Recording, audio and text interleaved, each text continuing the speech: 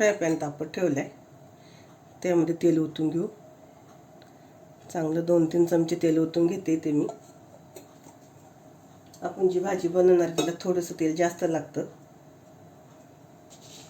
आपलं तेल तापले. तेलामध्ये थोडंसं जिरं. जिरं छान फुललं की 2-3 लवंगा. गॅस बारीक केलाय मी. आणि तेजपत्ता.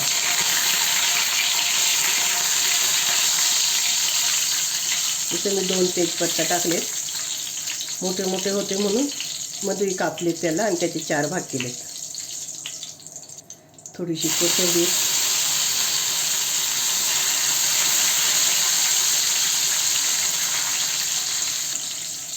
कांदा.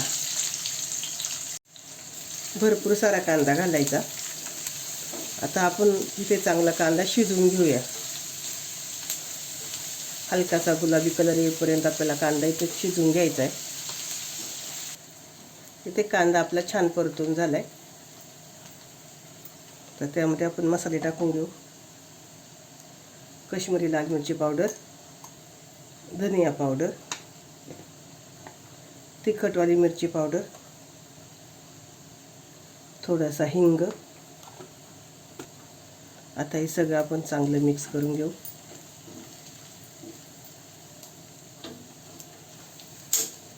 छान मिक्स करून झाले. त्यामध्ये टाकूया भिजवलेली हरभरा डाळ. हरभरा डाळ टाकले का आपण सगळं मिक्स करून घेऊया. इथे आपली डाळ छान मिक्स झाली. त्याची अगदी 1 ते 1.5 मिनिटासाठी झाकण ठेवून घेऊ. झाकण काढूया. त्यामध्ये टाकूया थोडीशी हळद. मिक्स करून घेऊ.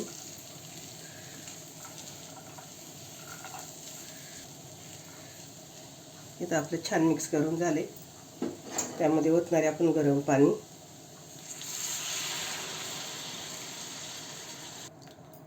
खूप अशी पातळ नसते ही भाजी.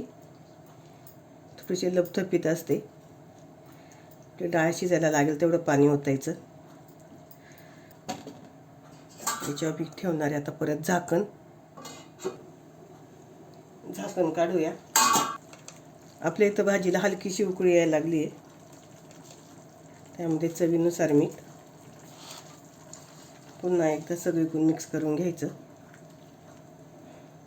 आणि डाळ शिजवल्यामुळे पटकन शिजली जाते. अगदी जास्त वेळ नाही लागत. कलर खूप सुंदर आलाय. परत झाकण ठेवून घेऊ. आणि डाळ शिजल्यानंतर मी तुम्हाला दाखवते. 10 मिनिटं झाली आहेत. मी झाकण ठेवलं होतं. झाकण काढूया. अगदी बारीक गॅसवर मी शिजवलेत. डाळ शिजली का बघूया. डाळ खूप छान शिजली आहे. वरती गरम मसाला टाकूया थोडासा. थोडीशी कोथिंबीर. मिक्स करून घेऊ.